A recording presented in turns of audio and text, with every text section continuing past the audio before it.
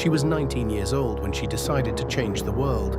No medical degree, no laboratory experience, no qualifications of any kind. Just an idea.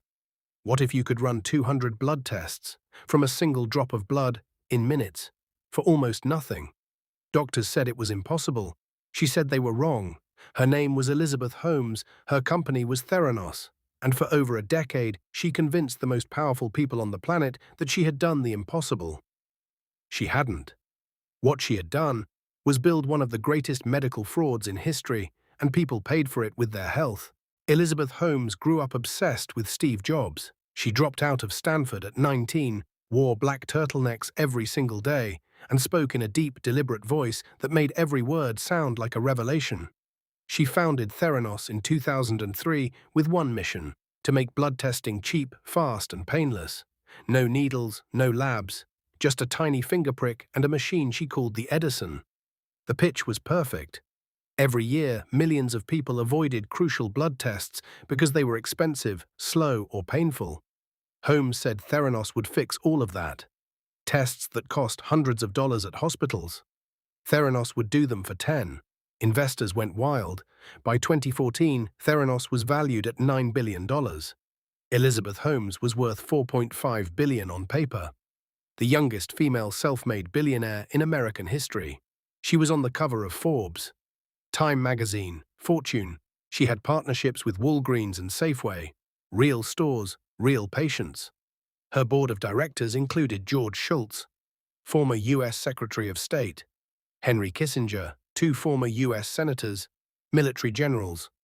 Everyone believed her. There was just one problem. The Edison machine didn't work. Here is the truth that Theranos hid for years. The Edison could only reliably run a handful of tests, not the 200 Holmes claimed. For the rest, Theranos was secretly using standard commercial machines made by Siemens, the same machines every other lab used, and telling nobody. Worse, the results were wrong.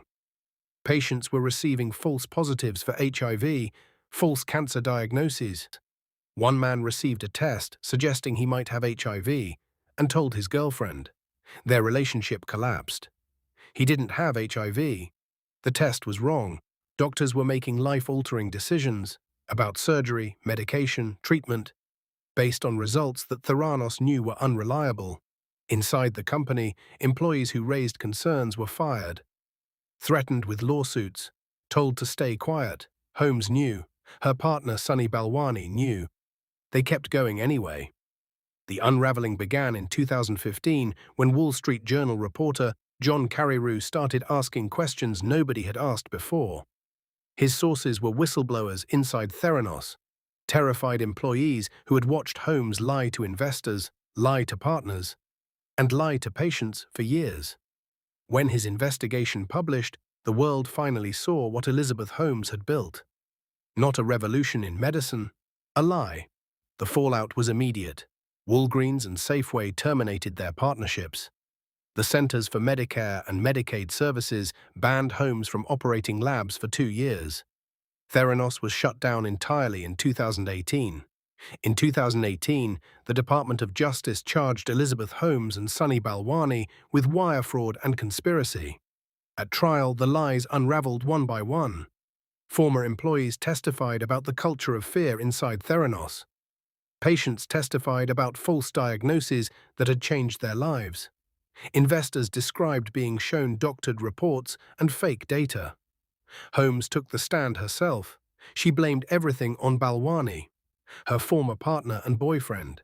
She claimed she was a victim of his abuse and manipulation. The jury didn't fully buy it. On January 3, 2022, Elizabeth Holmes was found guilty of 4 counts of fraud against investors. She was sentenced to 11 years in federal prison. She reported to prison in May 2023, leaving behind a husband, a young child, and the ruins of a company that had once been worth $9 billion. Sunny Balwani received an even harsher sentence, nearly 13 years. Out are 8:30, 9 Kotakwai. Close strong, Elizabeth Holmes wanted to be Steve Jobs. Instead, she became a warning. A warning that in Silicon Valley, where fake it till you make it is practically a religion, sometimes the consequences aren't a failed startup. Sometimes they're a misdiagnosis, a wrong prescription, a life changed forever by a result that was never real.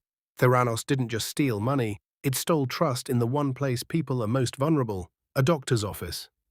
And that is why this story will never be forgotten. Follow the money. I'll see you next time.